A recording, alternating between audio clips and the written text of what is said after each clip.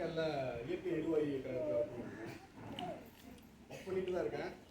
அதுக்கெல்லாம் காரணம் அவருக்கு டீச்சர்ஸு.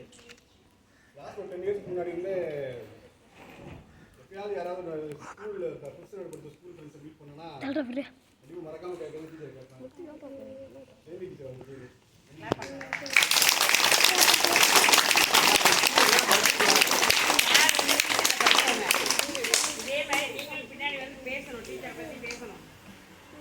படிக்கும்போது எனக்கு ஃபஸ்ட்டு டீச்சர் இவங்க தான். அவங்க ஃபேஸ் இப்போ கிட்டத்தட்ட ஒரு 25 இயர்ஸ் பக்கம் ஆயிடுச்சு.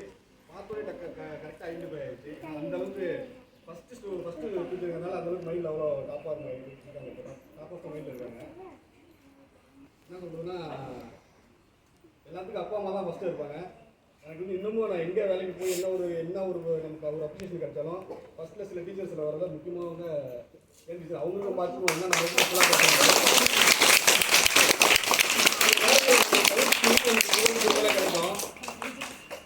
அப்போ வந்து நம்ம இந்த இதுக்கு நம்ம தகுதியானவங்களாம் யோசிச்சு பார்க்கும்போது அப்போ நம்ம இல்லைன்னு நம்ம எப்போ ரெகனைஸ் பண்ணுறோமோ அப்போ நம்ம டீச்சர்ஸ் தான் சொல்லி டேரெக்டாக அவங்க தான் நம்ம மைண்டு வர்றாங்க.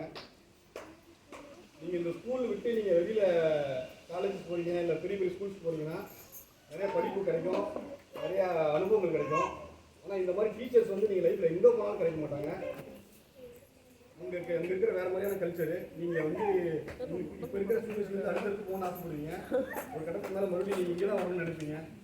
அந்த அளவுக்கு இந்த மாதிரி ஒரு அற்புதமான டீச்சர்ஸ் வந்து காலேஜ் டீச்சர்ஸ் கிடையாது. ஆக்சுவலாக உங்களுக்கு டீச்சர்ஸ் எல்லாமே தான் நீங்கள் அனுப்பி டீச்சர்ஸ் நிறைய பேர் ஏமாற்றலாம் அப்படின்ட்டு உங்களை மாதிரி 1000 பேர்த்த பார்த்து வருவாங்க. நம்ம டீச்சர் ஏமாற்றிட்டோம், டீச்சர்ஸ் நம்ம பண்ணுற தப்பெல்லாம் கண்டுபிடிக்க மாட்டாங்க, நம்ம ரொம்ப சாமர்த்தியமாக இருக்கோம் அப்படின்லாம் நினைக்கலாம். ஆனால் நம்ம கடைசியில் வந்து நம்ம அன்றைக்கி பண்ண சேட்டைகள்லாம் வந்து நம்ம சின்ன குழந்தைங்க பார்க்கும்போது நமக்கு தெரியும். டீச்சர்ஸ் நம்ம இந்த மாதிரி இடத்துலாம் பார்த்துருப்பாங்க, இந்த மாதிரிலாம் பார்த்து ட்ரீட் பண்ணியிருப்பாங்க நம்ம அப்படின்ட்டு. எல்லோரும் நல்லா படிங்க, டீச்சர்ஸ் அடிக்க மறக்காதீங்க. நல்லா படித்து வாழ்க்கையில் நல்லா போங்க. டீச்சர் ரொம்ப நர்வஸாக இருக்குது. நிறைய டைம் நான் நினச்சிருக்கேன். டீச்சர் கோயிலுக்கு போகலான்னு நினச்சாங்களா? நம்ம தேவை டீச்சர் சரி கொடியத்தை எப்பயுமே வராமல் இருக்க மாட்டோம், சரி போயிட்டு வரலான்னு நினச்சாங்களா? இன்னைக்கு டீச்சர் அவங்க சொன்னதை வச்சு நான் சொல்கிறேன். இந்த மாணவனுடைய இப்போ டீச்சர் பற்றி புகழ்ந்து பேசுகிறாங்க இல்லையா, இந்த ஒரு சந்தர்ப்பத்தை அவங்க மிஸ் பண்ணக்கூடாதுன்னா கடவுள் இழந்திருக்காரு. அவங்கள லீவ் போடாமல் இன்னைக்கு ஸ்கூலுக்கு வர வச்சுருக்காரு. உண்மையிலே அவங்க கோயிலுக்கு போகணும்னு நினச்சி நேற்றே சொன்னாங்க, நான் இன்னைக்கு சர்ச்சுக்கு போகணும், வீட்டு பக்கத்தில் போகிறேன்னு சொன்னாங்க. இன்னைக்கு நான் போயிட்டு வந்துடுறேன்னு வீட்டில் சொல்லிட்டு வந்தாங்களா. இப்போ எனக்கு வந்து பார்த்துங்க நினைக்கிறேன் உண்மையிலேயே அவங்க வந்து இந்த கிஃப்டெல்லாம் அவங்களுக்கு கிடைக்கணுங்கிறதுக்காக தான் இந்த பசங்க நம்ம உண்மையிலே ஒரு ஆசிரியருக்கு சிறந்த விருது அப்படின்னு என்னன்னு கேட்டால் இதே மாதிரி நீங்களாம் பெருசாகி இந்த தானே வந்து பேசுகிறாங்கல்ல, அது மாதிரி ஒரு ஆசிரியர் போல் பேசுனீங்கன்னா அது போல் விருது எங்களுக்கு எதுவுமே கிடையாது. இப்போ நம்ம எல்லாருமே பாடம் சொல்லி தரோமா? அப்போ முதல் வகுப்பு படித்த ஆசிரியரை உண்மையிலேயே யாராலையுமே மறக்க முடியாது. அவங்க தான் நம்ம கையை பிடிச்சி எழுத பழக்கிடுவாங்க. அப்போ இந்த முதல் வகுப்பு ஆசிரியர் தான் உன்னுடைய அழுகை அடக்கிறதுலேருந்து நீ பண்ணுற சேட்டையை கட்டுப்படுத்துறதுலேருந்து உன்னை ஒழுங்குபடுத்துறது எல்லாமே அந்த முதல் வகுப்பு ஆசிரியர் தான். அதை தாண்டி வரும்போது நீ பழக்கப்பட்டு தான் வர்ற மற்ற வகுப்பு வரும்போது.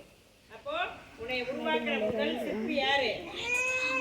முதல் வகுப்பு 2ஆம் வகுப்பு கற்றுக் கொடுக்குற ஆசிரியர். எல்லா ஆசிரியர்களும் உன்னைய வளப்படுத்தி அப்படியே வளர்த்து நாங்கள் மேலே கொண்டு வருவோம். எல்லா ஆசிரியர்களுக்குமே என்ன ஆசை? நம்மளுடைய மாணவர்கள் நல்லா படித்து ஒரு நல்ல நிலைக்கு வரணும். ஒழுங்கினமா செயல்படுங்கள்.